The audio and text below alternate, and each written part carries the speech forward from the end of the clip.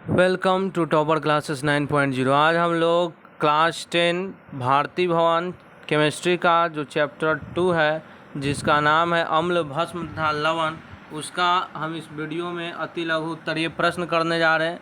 तो हमारे साथ वीडियो के अंत तक बने रहें। अगर चैनल पर नए हैं तो चैनल को सब्सक्राइब ज़रूर से कर लें और वीडियो पसंद आए तो वीडियो को लाइक करें और अपने सभी दोस्तों में वीडियो को क्या करें, शेयर करें। तो चलिए ज़्यादा देर न करते हुए वीडियो को शुरू करते हैं।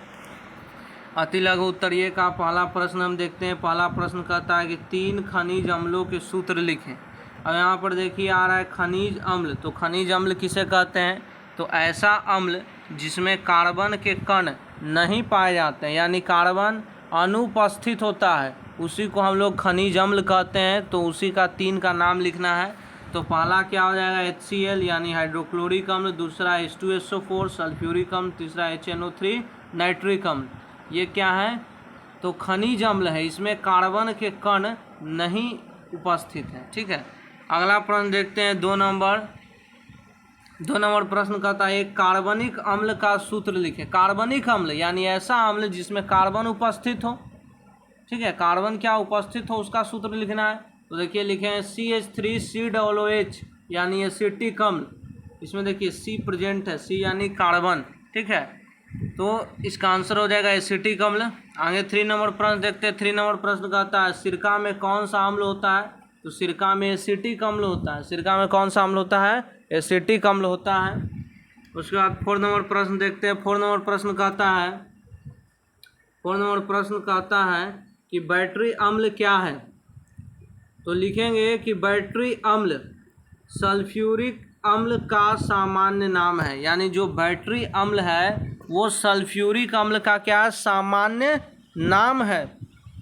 ठीक है, और इसका जो है रासायनिक सूत्र H2SO4 होता है। ठीक है, इसका रासायनिक सूत्र क्या होता है? बैटरी अम्ल का H2SO4 होता है। यानी जो बैटरी अम्ल है वो सल्फ्यूरिक अम्ल का सामान्य नाम है। ठीक है, और इसका जो रासायनिक सूत्र होता है वो H2SO4 होता है। अब आगे बढ़ते हैं 5 नंबर प्रश्न की ओर। 5 नंबर प्रश्न कहता है उस अभिक्रिया का नाम बताएं जिसमें अम्ल तथा भस्म की अभिक्रिया से लवण तथा जल बनते हैं। यानी कह रहा है कि उस अभिक्रिया का नाम बताना है जिसमें कोई अम्ल और भस्म अभिक्रिया करके लवण और जल बनाता है। तो अभिक्रिया कौन सा अभिक्रिया है? तो आप कहिएगा कि वह जो अभिक्रिया है वह उदासीनीकरण अभिक्रिया होता है, जिसमें अम्ल और भस्म अभिक्रिया कर लवण और जल बनाते हैं। अगला देखते हैं 6 नंबर प्रश्न। 6 नंबर प्रश्न कहता है कि सामान्य लवण, अम्लीय लवण तथा भास्मिक लवण एक एक उदाहरण दें। अब देखिए यहाँ पर जैसे आप लोगों ने पढ़ा होगा कि लवण 3 प्रकार के होते हैं, सामान्य लवण, अम्लीय लवण और भास्मिक लवण। तो सामान्य लवण किसको कहते हैं? तो जिसमें हाइड्रोजन और हाइड्रोक्साइड नहीं पाया जाता, वो सामान्य लवण हो गया। और अम्लीय लवण किसको कहते हैं? तो जिसमें हाइड्रोजन समूह पाए जाते हैं, जिसमें हाइड्रोजन पाया जाता है, ठीक है, वो आपका अम्लीय लवण होता है। और जिसमें हाइड्रो ऑक्साइड पाया जाता है वो आपका भास्मिक लवण होता है। तो देखिए तीनों का एक एक उदाहरण लिखना है। तो पहला हम लिखें सामान्य लवण। ठीक है, तो सामान्य लवण का NaCl, ठीक है, साधारण नमक किसको कहते हैं। और दूसरा अम्लीय लवण जिसमें NaHSO4 यानी सोडियम बाई सल्फेट। तो इसमें देखिए H उपस्थित है ना, यहाँ देखिए H उपस्थित है, यानी हाइड्रोजन क्या इसमें उपस्थित है। अब भास्मिक लवण में क्या है? तो PbOHNO3, ठीक है, यानी भास्मिक लेड नाइट्रेट, इसको बोलते हैं भास्मिक लेड नाइट्रेट। अब इसमें देखिए OH, यहाँ पर देखिए OH क्या इसमें उपस्थित है। तो कहने का मतलब है कि जो सामान्य लवण होता है उसमें हाइड्रोजन और हाइड्रोक्साइड नहीं पाया जाता है, और जो अम्लीय लवण होता है उसमें हाइड्रोजन पाया जाता है, और जो भास्मिक लवण होता है उसमें OH यानी हाइड्रोक्साइड पाया जाता है। आगे बढ़ते हैं 7 नंबर प्रश्न की ओर। 7 नंबर प्रश्न कहता है कि कार्बन डाइऑक्साइड का जलीय विलयन अम्लीय होता है या भास्मिक? यानी जो कार्बन डाइऑक्साइड होता है उसका जलीय विलयन क्या होता है, अम्लीय होता है कि भास्मिक होता है। तो आप कहेगा कि कार्बन डाइऑक्साइड का जलीय विलयन क्या होता है, अम्लीय होता है। क्या होता है, अम्लीय होता है। अब 8 नंबर प्रश्न की ओर बढ़ते। 8 नंबर प्रश्न कहता है सोडियम कार्बोनेट की अभिक्रिया हाइड्रोक्लोरिक अम्ल से कराने पर कौन सी गैस निकलती। कह रहा है सोडियम कार्बोनेट का जब हम हाइड्रोक्लोरिक अम्ल से अभिक्रिया कराएंगे तो कौन सा गैस निकलेगा। देखिए इसको समझ लेते हैं, इसको समझ लेते। कह रहा है सोडियम कार्बोनेट यानी Na2CO3 का जब कह रहा है कि हम अभिक्रिया कराते हैं हाइड्रोक्लोरिक अम्ल यानी HCl से कराते हैं, HCl से जब हम अभिक्रिया कराएंगे तो कह रहा है कि कौन सी गैस निकलती है। तो यहाँ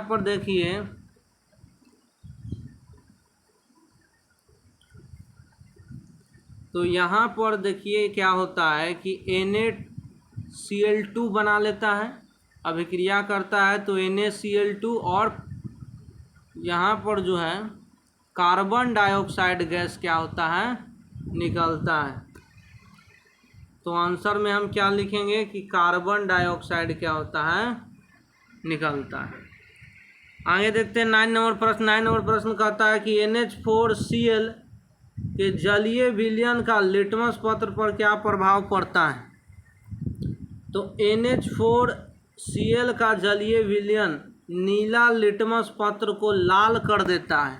यानी कह रहा है कि जो NH4Cl है वो नीला लिटमस पत्र को क्या करता है, लाल कर देता है। यानी कि जो NH4Cl है उसका जलीय विलयन क्या होता है, अम्लीय होता है। और अम्ल में जब हम नीला लिटमस पत्र डालते हैं तो वह लाल रंग में परिवर्तित हो जाता है। आगे देखते हैं 10 नंबर प्रश्न। 10 नंबर प्रश्न कहता है कि गृह निर्मित यानी घर में बना हुआ किन्हीं दो सूचक के नाम बताएं। तो घर में बना हुआ पहला क्या, लाल पत्ता गोभी हो गया और दूसरा हल्दी। यह गृह निर्मित है, घर में बना हुआ है, लाल पत्ता गोभी और हल्दी।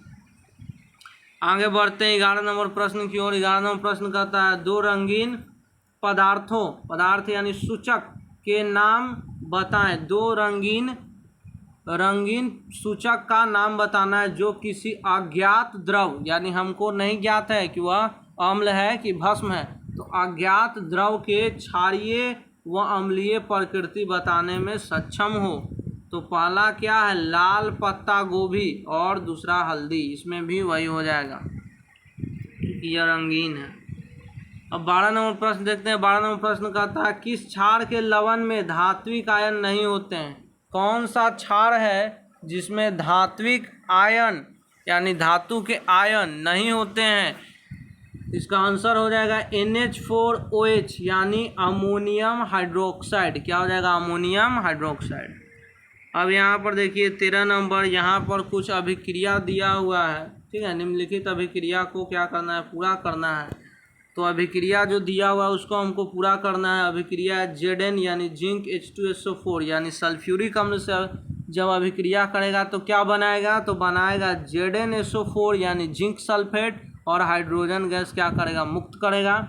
उसके बाद Fe यानी कि लोहा, ठीक है, आयरन, जब HCl से अभिक्रिया कराएगा तो FeCl2 यानी फेरस क्लोराइड और H2 यानी हाइड्रोजन गैस क्या करेगा, मुक्त करेगा।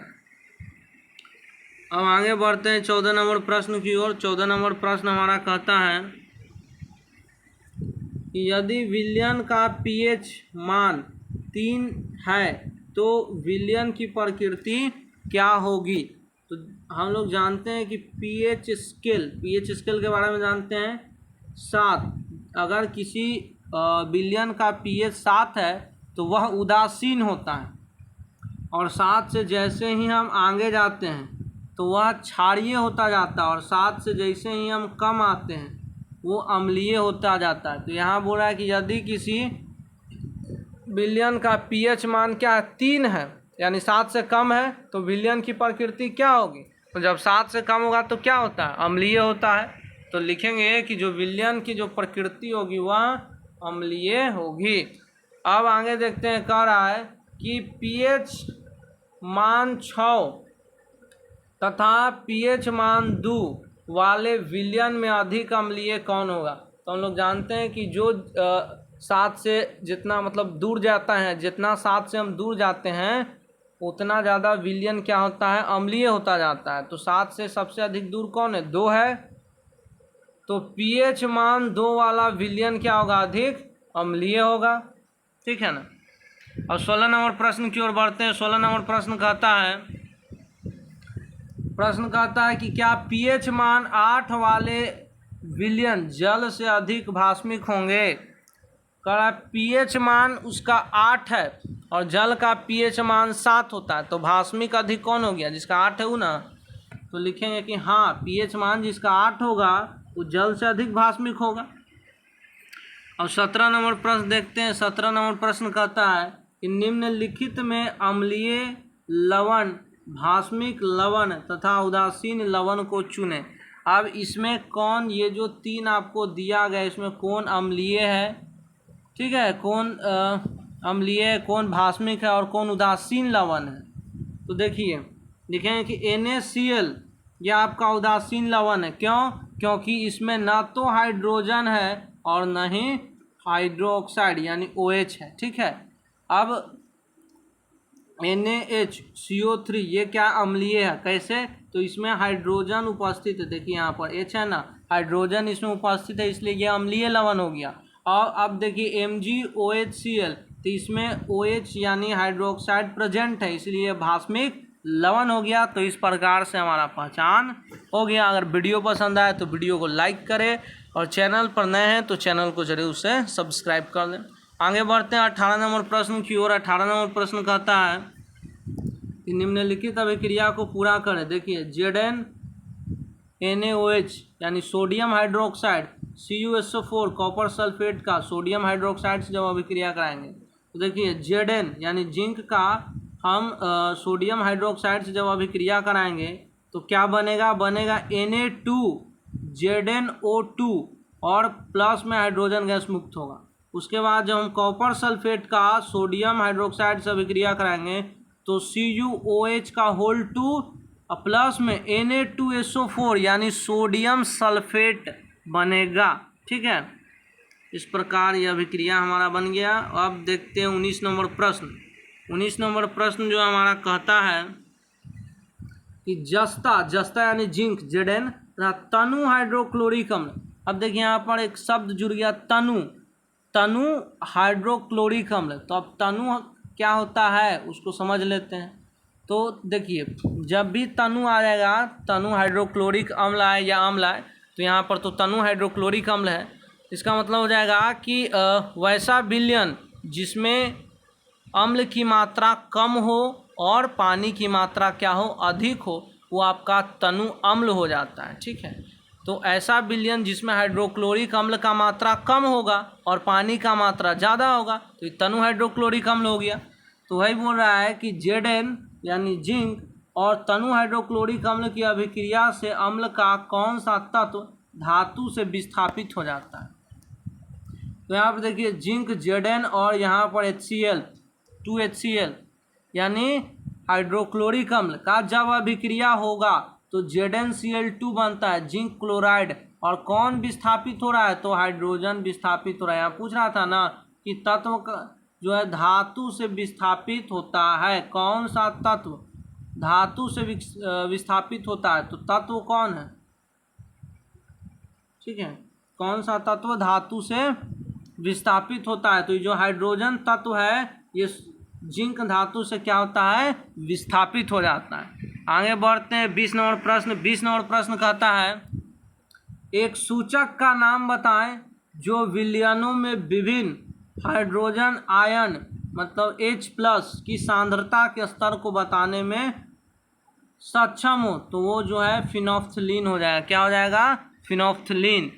अब 11 नंबर प्रश्न की ओर बढ़ते हैं। 11 नंबर प्रश्न कहता है कि प्रयोगशाला में निर्मित एक गैस जल में घुलनशील है। बोल रहा है कि एक गैस है जो जल में क्या है, घुलनशील है और इसके जलीय विलयन में फिनोल्फ्थलीन सूचक का एक बूंद डालने से विलयन का रंग गुलाबी हो जाता है।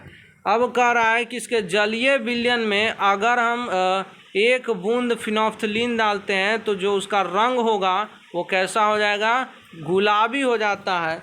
तो विलयन किस प्रकृति का है, तो देखिए जब किसी विलयन में हम फिनोल्फ्थलीन को डालते हैं और उसका रंग अगर गुलाबी हो जाता है, उसका रंग अगर गुलाबी हो जाता है तो जो विलयन होगा वो क्षारीय होगा। विलयन क्या होगा, क्षारीय होगा।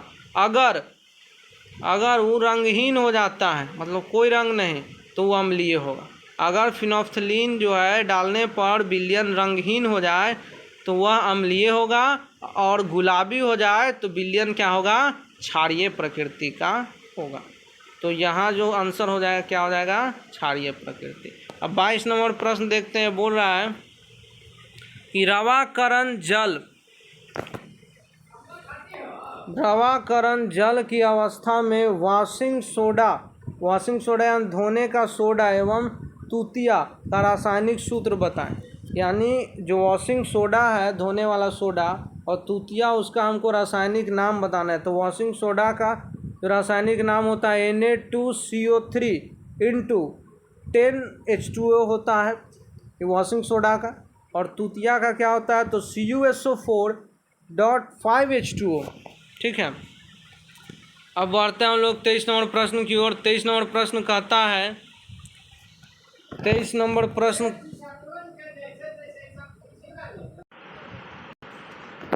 बोल रहा है कि क्या होता है जब तनु सल्फ्यूरिक अम्ल को ठोस सोडियम कार्बोनेट में मिलाते हैं। यानी देखिए यहाँ भी तनु सल्फ्यूरिक अम्ल है, मतलब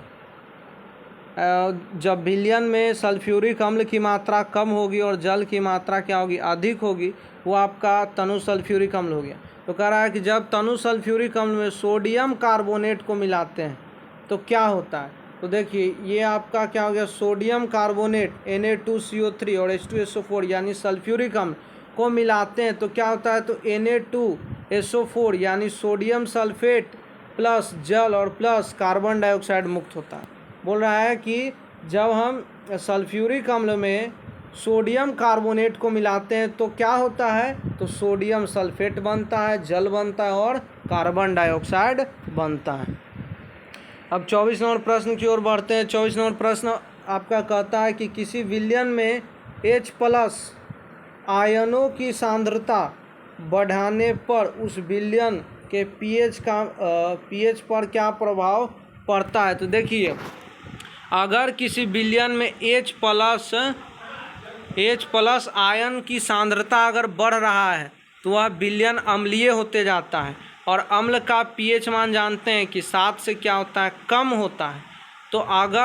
तो इसका आंसर हम लिखेंगे कि किसी विलयन में H+ आयनों की सांद्रता बढ़ाने पर, यानी जब हम H+ आयन का सांद्रता बढ़ाएंगे तो उस विलयन का pH मान घटेगा, यानी 7 से कम होगा। ठीक है। अब बढ़ते हैं 25 नंबर प्रश्न की ओर। 25 नंबर प्रश्न हमारा कहता है कि वायुमंडल में जल के अणु त्यागने वाले जल योजित लवण क्या कहलाते हैं। वायुमंडल में जल का अणु त्यागने वाला जल योजित लवण जो है, लवण क्या कहलाता है, तो आप कहेगा कि वह जो लवण है वो उत्फुलन लवण कहलाता है। अब 26 नंबर प्रश्न देखते हैं। 26 नंबर प्रश्न कहता है कि पौधों के संतोषजनक वृद्धि के लिए मिट्टी के pH का मान कितना होना चाहिए। यानी पौधों का वृद्धि जो है समुचित रूप से हो, इसके लिए मिट्टी का pH कितना होना चाहिए। तो इसका आंसर क्या हो जाएगा कि pH का मान 7 के आसपास होना चाहिए। ठीक है। अब आगे 27 नंबर प्रश्न की ओर बढ़ते हैं। 27 नंबर प्रश्न हमारा कहता है कि 2 सूचकों का नाम लिखें। 2 सूचक कोई भी लिख सकते हैं आप, पहला लिटमस पत्र लिखें और दूसरा हल्दी। अब 28 नंबर प्रश्न की ओर बढ़ते हैं। 28 नंबर प्रश्न कहता है कि साधारण नमक में किस यौगिक को मिलाकर आयोडीन युक्त नमक बनाया जाता है। कौन से यौगिक को जब हम साधारण नमक में मिलाते हैं तो वह आयोडीन युक्त बन जाता है। तो लिखेंगे कि साधारण नमक में KiO3 या Ki की थोड़ी मात्रा मिलाकर नमक को आयोडीन युक्त बनाया जाता है। Ki यानी पोटेशियम आयोडाइड, ठीक है, यानी कि साधारण नमक में पोटेशियम आयोडाइड को मिलाकर नमक को आयोडीन युक्त नमक बनाया जाता है।